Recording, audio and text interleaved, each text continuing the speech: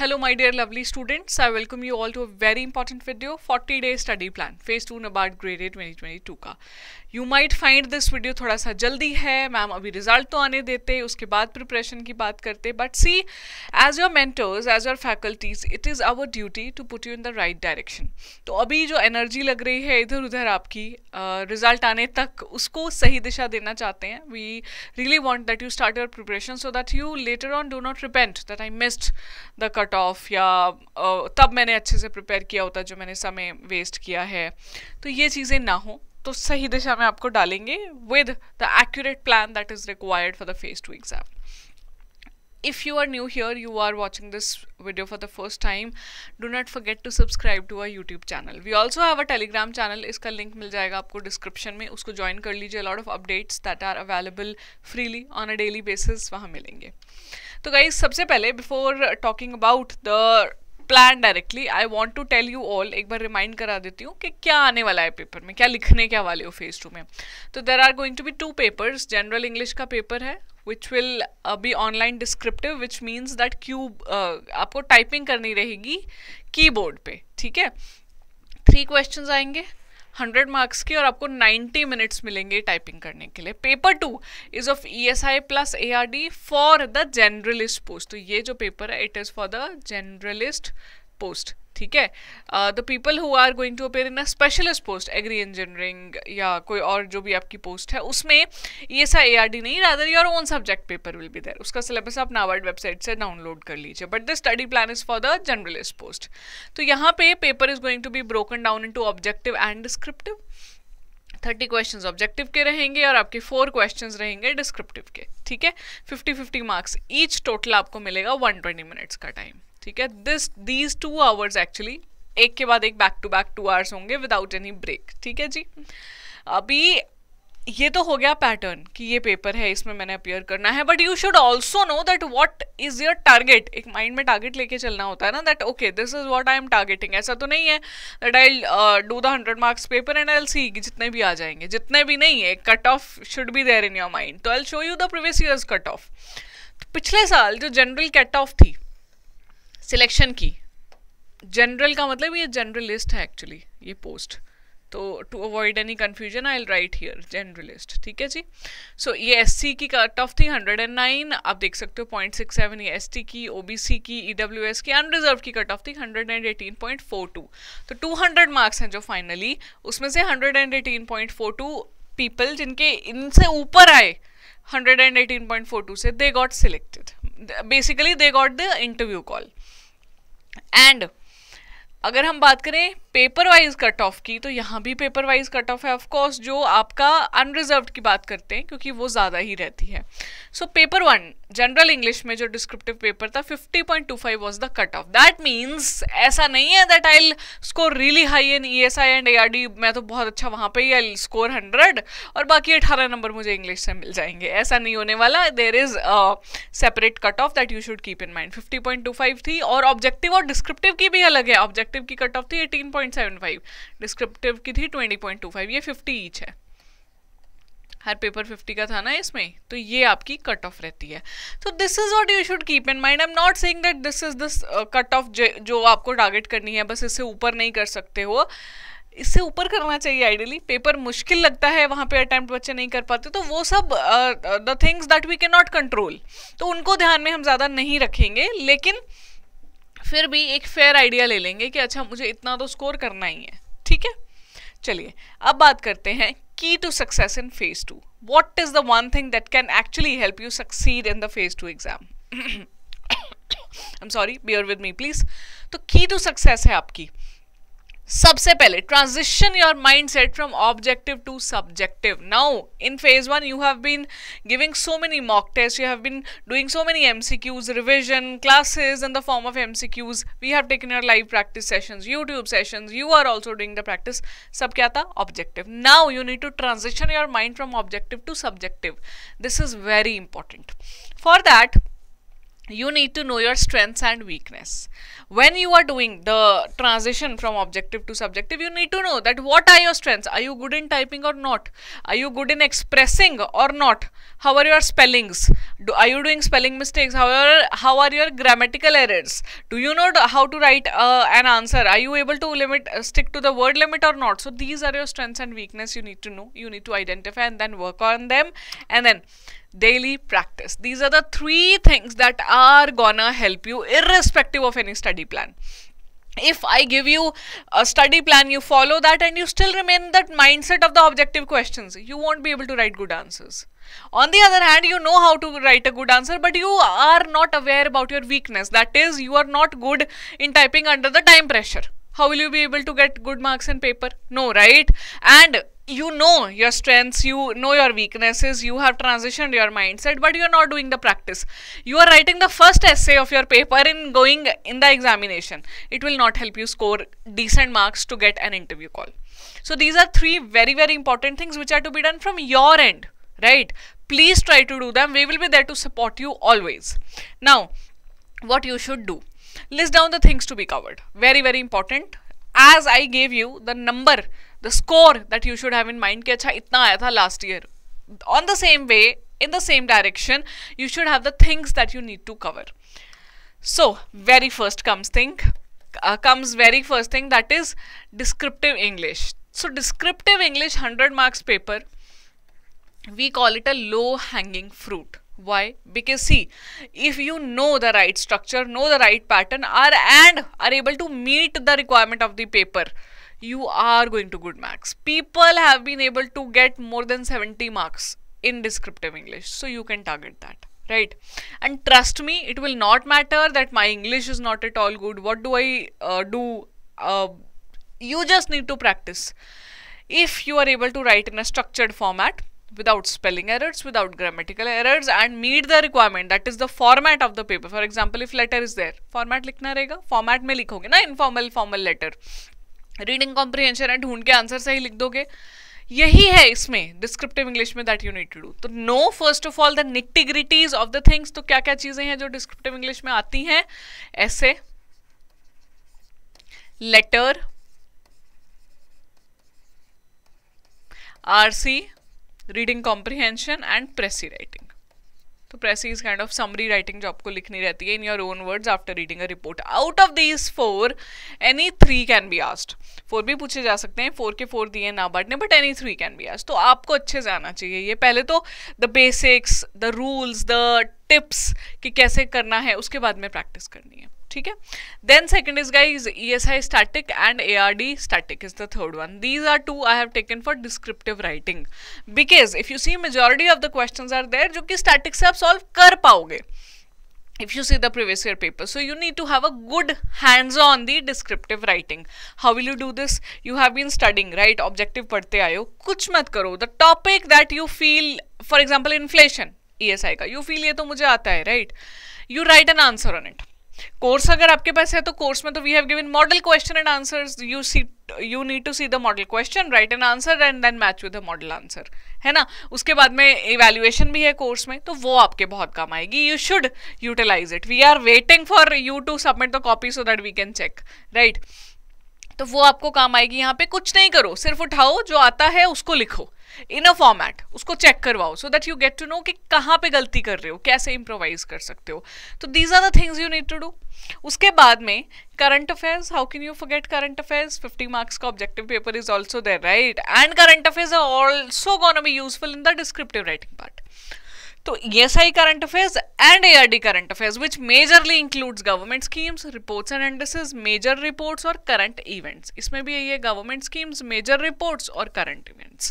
ये मैं डिटेल में बताऊंगी आपको how to go about current affairs, right? अभी इतना, these are the things that you need to cover if you have covered already. पहले पेपर से which I suppose किया है, तो रिविजन स्ट्रॉन्ग चाहिए और न्यू मंथ्स की कवरेज चाहिए. बेसिकली सितंबर की post 7th of September and अक्टूबर की जितने भी डेज बाद पेपर होगा. तो 20th अक्टूबर के बाद हम एक्सपेक्ट कर रहे हैं 27-28 अक्टूबर को पेपर. तो टिल 20th of October के करंट अफेयर्स आपको आने चाहिए, right. Now weekly study plan आपके लिए मैं लेकर आई हूँ. आई टेल यू निटी-ग्रिटीज में how this you need to tackle this, but you need to understand. अभी ये सब चीजें जान ली, इसको कैसे you will implement in a week wise plan, because I know ये आपको दे दिया तो अब आपकी नेक्स्ट कंफ्यूजन है कि मैम इसको what to do on a daily basis, किसको कैसे डिवाइड करें. तो देखो weekly plan I have given you, like daily hourly plan I have not provided because we really feel that you will be able to, you might be working, you might be preparing for some exam, you might have the full day, so you plan your day accordingly कैसे करना है आपको, but I have given you a weekly plan. ठीक है, daily में number of hours में क्या करना है वो आपको देखना रहेगा. ठीक है, 2 to 3 hours to each of these things you should give. चलो जी, वीक 1 में what you will start with, know the basics of English writing, very important. You cannot leave English writing for later part because later कभी आता नहीं है, pressure बनता रहेगा, English ही नहीं किया अभी तक. First thing first, know the basics of English writing and then start practicing. In first week of your preparation, you should be aware about all the rules, all the tips, all the tricks, all the formats of essay, letter, reading comprehension, Pressy. ये होना चाहिए. ये करोगे simultaneously उसी दिन में you will start revising your ARD static part. ARD static, why it needs to be revised? There needs to be some change. I hope the changes I have shared another video on that. कि अभी क्या करना रहेगा, एक तो core chapters which are there. Core chapters are animal husbandry, poultry, plantation, soil, irrigation, वो हैं. लेकिन you touch upon other chapters also which were asked in the paper. एक एक question आया था ना किसी से, उन सबको pick करो. Agri engineering उठाओ, वैसे तो ये important है ही, but still cover those again. If you feel you were not good, phase 1 तो निकल गया कैसे भी, but I'm not feeling very confident. पढ़ना शुरू करो ना फिर, why are you waiting? Start it. And very very important tip, because your mindset is to be transitioned from objective to subjective, you will not only read. Whatever you read, try to frame an answer of it. If you read any chapter, any topic, you should be able to write an answer on it. Descriptive में लिखते हुए keyboard से, so that you acquaint yourself with keyboard typing and also you know कि I know the expression format, बहुत जरूरी है. ठीक है. Third thing that you will do is government schemes. April to September I have written here government schemes. Government schemes कौन सी? Core. Again core मतलब नाबार्ड है, agriculture, rural development, social justice, employment, education, human development, ये core है. एक human को क्या चाहिए ना, रूरल एरिया में भी कोई ह्यूमन रहता है, अर्बन में भी रहता है, जो चीज़ें उनको चाहिए वो वाली स्कीम्स ही आती हैं पेपर में, वही आई हैं ज़्यादा, उनको पढ़ो, अच्छे से पढ़ो. वीक 1 में ये करना है आपने डेली बेसिस पे. You can divide the time. My suggestion is 2 hours दे दोगे या 1.5 hours फर्स्ट वाले को दे दोगे, चलेगा, इट इज़ ओके. सेकंड को भी 2 hours तो देने रहेंगे आपको, गवर्नमेंट स्कीम्स को भी 2 hours, तो 6 hours आपको देने चाहिए. If you feel you are working then what you can do is, तो ट्विक कर लो टाइम अपना, कैसे, स्कीम्स बाद में कर लेना, 4 hours कर लो. आई थिंक इतना तो कर ही सकते हो, ये आपको करना रहेगा. वीक 2 पे आते हैं. वीक 2 पे ट्रस्ट मी, अब आप प्रैक्टिस कर दोगे राइटिंग डेली इंग्लिश. यहाँ पे time will be less, 1 hour even is enough. Why? Because you are writing at least 1 question daily. It can be a reading comprehension solving, it can be a letter writing, it can be a essay. Essay तो you must do, I would suggest. सबसे ज़्यादा scoring आपको help करेगा वो. ठीक है, तो at least 1 question. It can be more than 1, 2, 3, all 4 you can do. But ये तो minimum करना ही है. Depends on the time that you have. Then in first week when your ARD static coverage is done, pick up ESI static. I know it has not been asked in phase 1, but that does not mean you'll leave it outrightly for phase 2. That does not mean this. So you have to cover, ESI static may cover only the basic chapters. Those important chapters, monetary policy, fiscal policy, balance of payment, inflation, Indian political system add कर लो. Because there were 2 questions on Indian political system. तो ये add कर लो, ये पढ़ लीजिए. This will be easy for you as compare to when you are doing ARD static, है ना.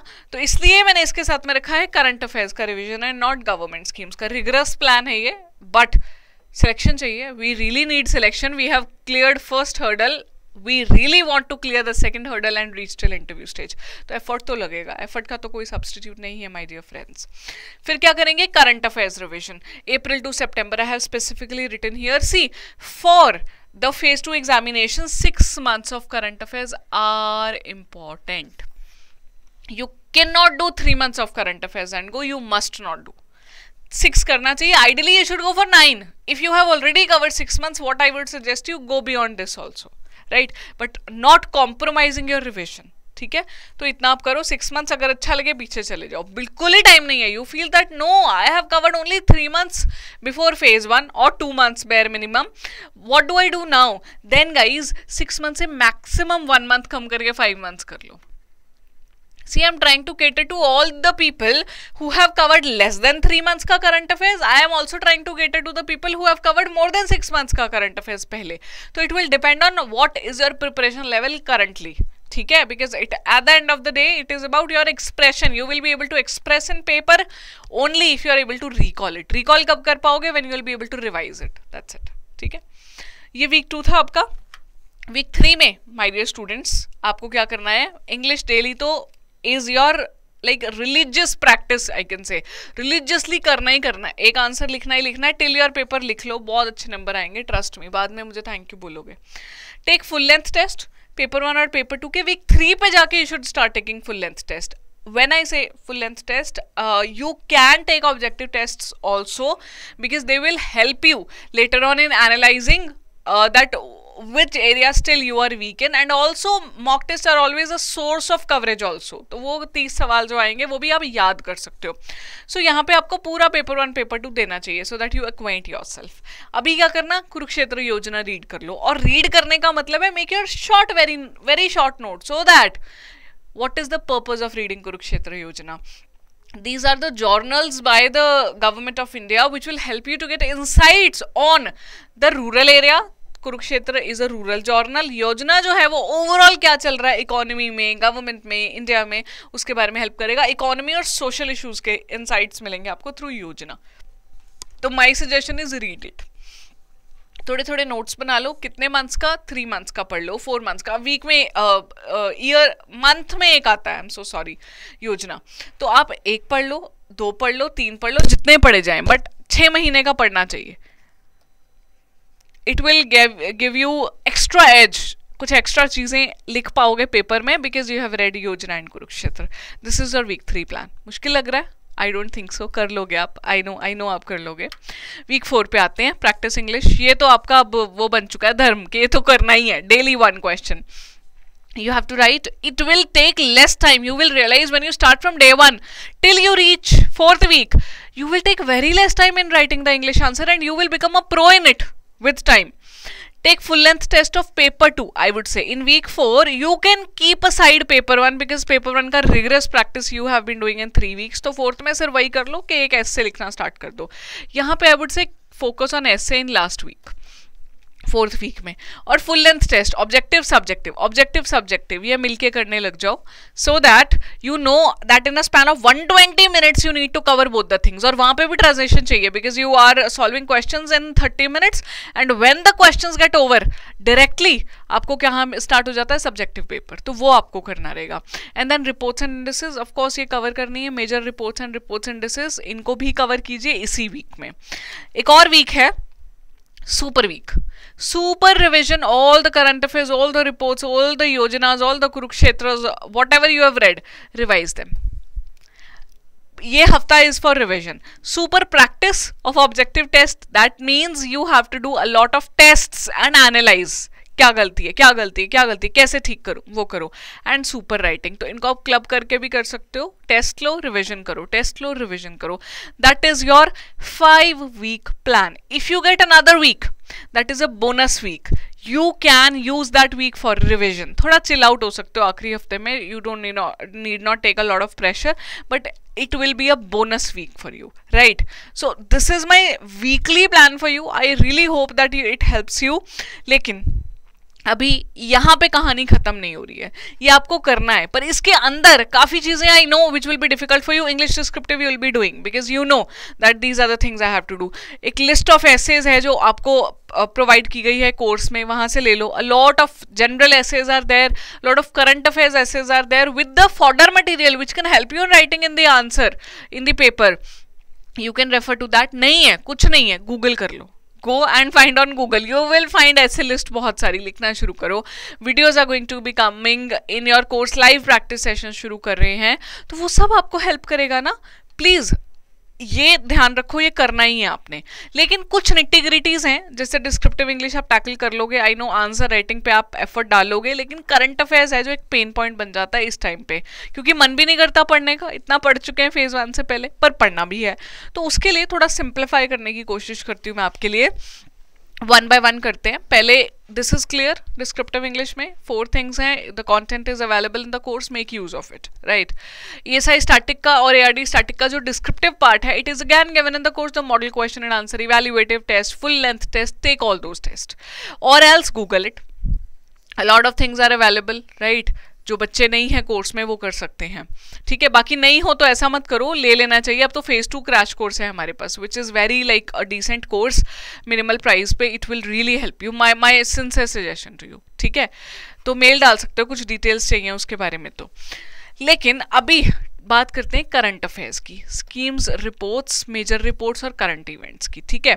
तो गाइस स्कीम्स की अगर मैं सबसे पहले बात करना चाहती हूँ, ESI and ARD together, because now there is a combined paper, 30 questions, ESI, ARD.